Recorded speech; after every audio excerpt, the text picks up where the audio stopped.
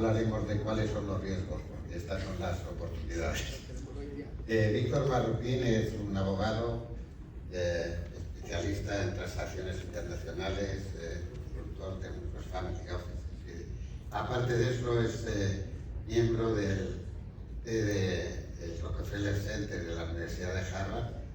Y le quería preguntar, siguiendo con lo que acaba de decir Carlos, respecto a este problema del litio, la minería, etcétera, porque en Perú se está construyendo un inmenso puerto se inaugurará en su primera fase en noviembre y que se dice que el presidente chino va a acudir a la inauguración, que se ha hecho fundamentalmente con 1.500 millones de dólares de procedencia china, de una empresa china, que pretende ser el gran puerto exportador hacia Asia de los productos no de Perú solo, sino de Brasil.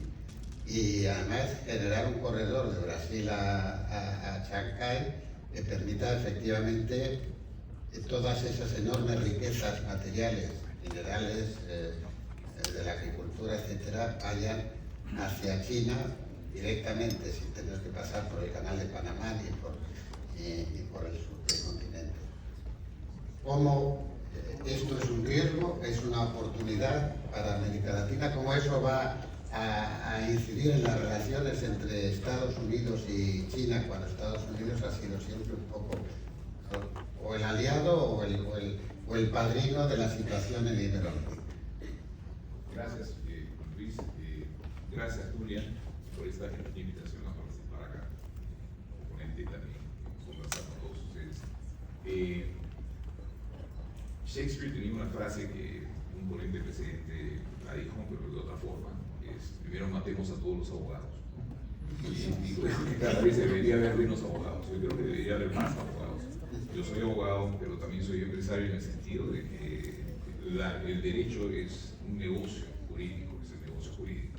Y es importante porque los empresarios viven dentro de un mundo normal.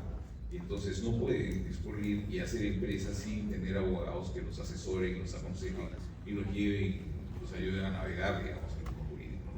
El Banco Mundial tiene por lo menos unos 3.000 abogados, si es que vamos por ahí, en el departamento legal. Bueno, y las empresas también lo necesitan. Y contestando a tu pregunta, pensando en lo que se ve como riesgo y oportunidad, quisiera comenzar high level nada más, yo sé que hay restricciones de tiempo, y decir de que antes se hablaba de un nuevo orden económico mundial, digamos, entre los 80, los 90. Después eso cambió a un nuevo orden mundial que comprendía muchas cosas, no solamente la economía. Se hablaba de cultura, se hablaba del cambio climático, y otras cosas más. Recuerdo haber discutido esto y conversado con profesores en Harvard de este asunto, ¿no? Y en la Universidad de Miami también. Y ahora creo que enfrentamos un mundo, no quiero que me digan aguafiestas como le dicen a los abogados, lo que tratamos es, al contrario, convertirnos parte de la solución, no del problema. Enfrentamos un mundo que hasta hace poco iba más o menos en una dirección. Y con fechas recientes, quizás no tengamos una fecha exacta, ha cambiado, está cambiando y se está dividiendo, y de alguna manera se están creando polos, o sea, digamos el asiático, que está en China, que estamos conversando ahora, India, la emisión de las monedas, que es muy importante para el Banco Mundial y el Fondo Monetario Internacional, donde tuve la oportunidad también de laborar. Y entonces ahora tenemos monedas de referencia que son distintas al dólar, ¿no? Y eso crea un reto para las instituciones de Bretton Woods, que son, por ejemplo, una de ellas es el Banco Mundial, que se ocupa del desarrollo, pero principalmente con el Fondo Monetario Internacional. Y Estados Unidos, evidentemente, como líder mundial dentro de ese entorno.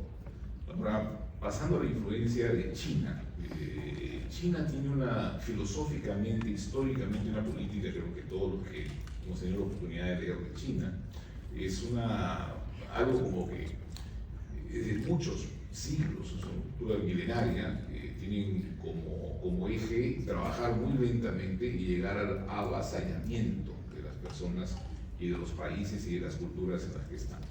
Entonces, evidentemente, ellos están en este momento apresurando, un poco han puesto el pie en el acelerador y están acelerando su inversión y su presencia precisamente en la región de Iberoamérica o de América Latina.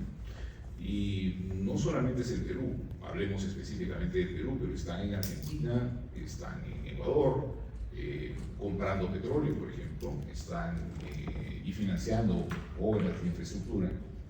Y en el Perú, en Venezuela también, en el Perú lo que han hecho es totalmente ilegal. O sea, este es un foro, me parece muy importante para decirlo, pero lo que ha hecho China es totalmente ilegal. Es inconstitucional porque en el Perú los puertos, de acuerdo a nuestra constitución, no pueden ser de propiedad de extranjeros. Entonces el puerto de Chancay fue una idea importante de un marino de guerra peruano, de apellido de la Torre, que ideó el puerto y lo empezó a trabajar, pero como sabemos se requiere de una inversión muy fuerte para construir un puerto de esa categoría como el que él pensó. Y falleció en el intento porque lo ganaron los años. Entonces quedaron los herederos que no eran como su padre, lamentablemente. Creo que no habían ido y no existía el Next Generation en esa época, entonces no siguieron las ideas de su padre.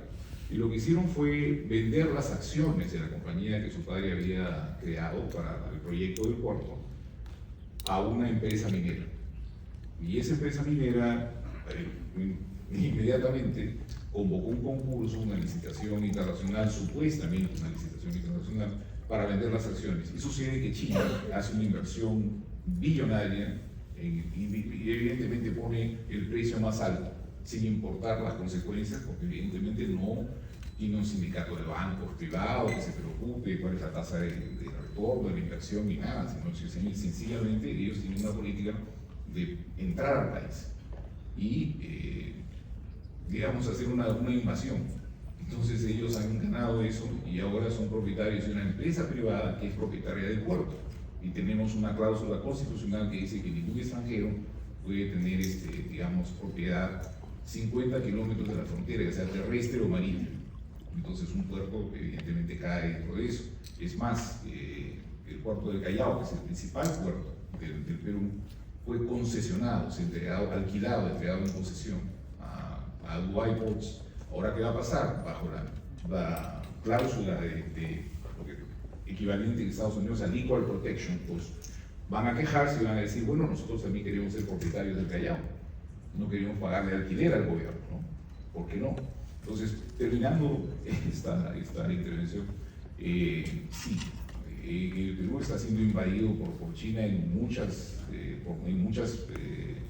partes de su infraestructura, carreteras, y lo que dijiste, Juan Luis, es cierto. Lo que quieren hacer es un ferrocarril que viene desde Brasil y que cruza, digamos, todo el territorio a gran velocidad, y evidentemente China lo quiere hacer con su infraestructura y con su tecnología. Cruza el Perú y llega a ese megapuerto de Chancay, y de ahí saca toda la mercadería, todo lo que se exporte hacia China, con mucha rapidez. Entonces, eso evidentemente nosotros no lo queremos, y además lleva con ello también la influencia cultural, y tampoco crea trabajos, porque los albañiles que están construyendo el puerto de Chancay son chinos, no son albañiles peruanos. Han traído en barcos albañiles chinos. Entonces, ahí lo dejo. Hemos hablado bastante del puerto de Shanghái, pero recuerdo que Brasil pertenece al BRICS, que es quien impulsó las transacciones comerciales en las monedas locales con India y China. Me gustaría, no tenemos mucho tiempo, un poco sobre los temas financieros.